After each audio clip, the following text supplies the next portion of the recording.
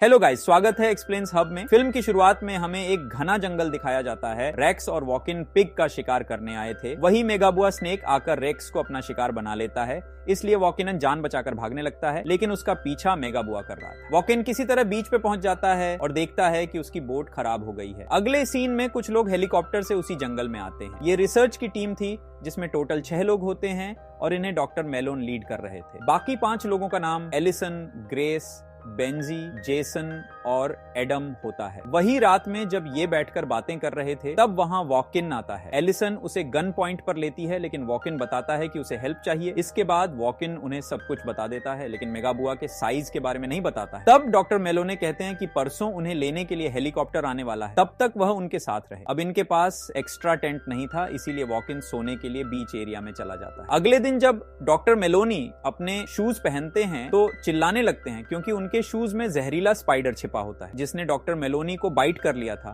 तब उनके स्टूडेंट उन्हें फर्स्ट एड देते हैं। थोड़ी देर बाद वहां वॉकिन आता है और उसे जब सारी चीज पता चलती है तो वह कहता है कि डॉक्टर मेलोनी को जरूर हॉरर स्पाइडर ने काटा होगा। बिना प्रॉपर इलाज के डॉक्टर मेलोन के पास सिर्फ 36 घंटे है। ये जानकर डॉक्टर मेलोनी हेलीकॉप्टर कंपनी में फोन करते हैं, जहां उनकी बात रीटा से होती है और डॉक्टर मेलोनी रीता को बताते हैं कि उन्हें किसी जहरीले स्पाइडर ने बाइट कर लिया है, इसीलिए उनके लिए अभी ही हेलीकॉप्टर भेज दिया जाए। मगर रीटा कहती है कि यहाँ की वेदर कंडीशन खराब है, इसीलिए वह अभी हेलीकॉप्टर नहीं भेज सकती और वेदर रिपोर्ट के मुताबिक परसों तक मौसम साफ हो जाएगा। वॉकिन को लगता है कि तब तक डॉक्टर मेलोनी अपने पैर खो चुके होंगे, इसीलिए वह उन्हें एक हर्बल ट्रीटमेंट के बारे में बताता है। मगर इसके लिए उन्हें जंगल के अंदर जाना होगा, जिसमें उन्हें आधा दिन का वक्त लग सकता है। बेंजी फैसला करती है कि वह मेलोनी का देखभाल के लिए उनके साथ वही रुकेगी और बाकी लोग वॉकिन के साथ उससे ऑर्किड को लेने के लिए जाएंगे। थोड़ी देर बाद ही लोग मलोन से दूर आ चुके होते हैं और काफी देर के बाद ये लोग ऑर्चाइड के पेड़ के पास पहुंच जाते हैं। वहां वॉकिन के अलावा सारे लोग हैरान हो जाते हैं, क्योंकि ऑर्चाइड के पेड़ पर बहुत सारे स्नेक थे। लेकिन कहता है कि हमें इन स्नेक को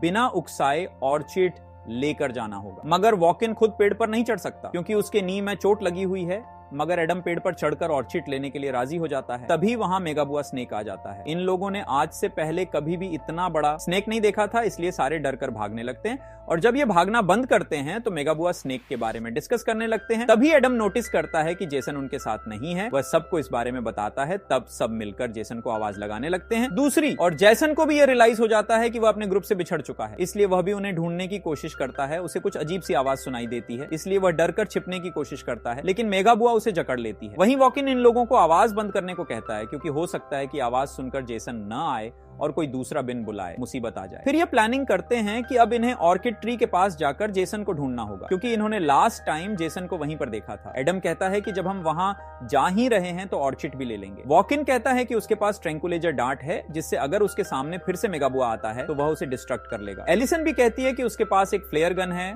जिसमें केवल 3 ही गोली है और वो भी मेगाबुआ को डिस्ट्रैक्ट कर सकती है। लेकिन वहां जाने से क्रिश काफी डरी हुई होती है। वह जाने के लिए तैयार नहीं हो रही थी, मगर उसकी बात कोई नहीं सुन रहा था, इसीलिए उसे भी उनके साथ जाना ही पड़ता है। दूसरी ओर रीटा कई सारे पायलट्स को कॉल का रिक्वेस्ट करती है कि वह डॉक्टर मेलोने को रेस्क्यू करने के लिए जाए। वो डबल ट्रिपल पैसे देने को भी तैयार होती है, मगर कोई भी पायलट अपनी जान को जोखिम में डालने के लिए तैयार ही नहीं था। लेकिन तभी वहां पर जैकी आता है। रीटा उसे सारी बात बताती है। जैकी रीटा पर गुस्सा होता है कि उसने उन लोगों को इसला आइलैंड भेजा ही क्यों। रीटा कहती है कि उन्हें कुछ रिसर्च करनी थी और उन्होंने हेलीकॉप्टर के लिए अच्छे पैसे भी दिए थे।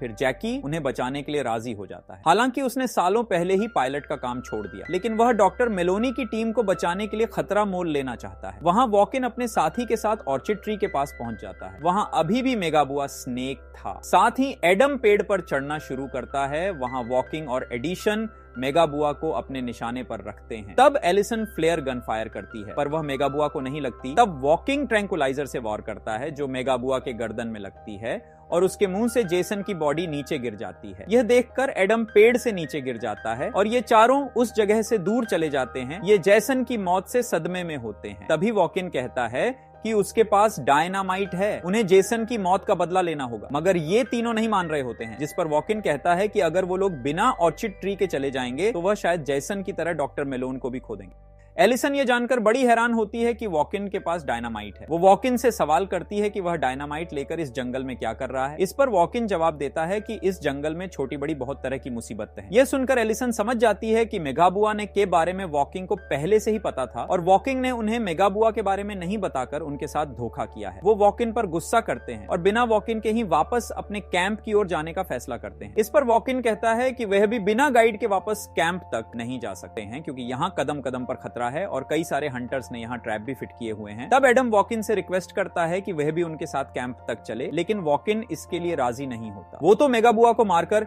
इतिहास के पन्नों में अमर होना चाहता है। वह एडम, ग्रेस और एलिसन की भी मदद मांगता है, लेकिन वो तीनों वॉकिंग को वहीं छोड़कर कैंप की ओर लौटने लगते हैं। तब वॉकिन कहता है कि वो उन्हें 1 घंटे का वक्त देता है, उन्हें वापस उसी के पास मदद मांगने के लिए आना होगा। उस तरफ डॉक्टर मेलोनी कहते हैं कि उन्होंने स्काई में फ्लेयर देखा, लगता है कि कुछ गड़बड़ है, इसलिए बेंची ड्रोन कैमरा उड़ाकर देखती है। उसे सब कुछ नॉर्मल ही लग रहा था, लेकिन झूम करने पर उन्हें मेगाबुआ दिख जाता है। दूसरी ओर एडम, ग्रेस और एलिसन वॉकिन की बुराई करते हुए आगे बढ़ रहे थे और उन्हें स्नेक के नेक्स्ट दिखते हैं, जहां काफी बड़े बड़े स्नेक्स होते हैं, साथ ही वहां ट्रैप्स भी थे। थोड़ी देर में स्नेक्स उनकी मौजूदगी का एहसास कर लेते हैं और मूव करने लगते हैं, इसीलिए इन्हें वहां से भागना पड़ता है और किसी तरह ये लोग वापस से वॉकिन के पास आ जाते हैं। इसके बाद ये ऑर्किड ट्री के पास जाते हैं। चोट लगने की वजह से अब एडम पेड़ पर नहीं चढ़ सकता, इसीलिए वॉकिन प्लान बनाता है कि ऑर्चिड के पेड़ को डायनामाइट से ब्लास्ट कर गिरा दिया जाएगा। इससे पेड़ पर सोए हुए मेगाबुआ भी जाग जाएगा। वहीं एलिसन रेंगते हुए आगे बढ़ती है और ऑर्चिड के फ्लावर को हासिल कर लेती है, पर तभी वहां मेगाबुआ आ जाता है। एडम रास्ते में आ जाता है,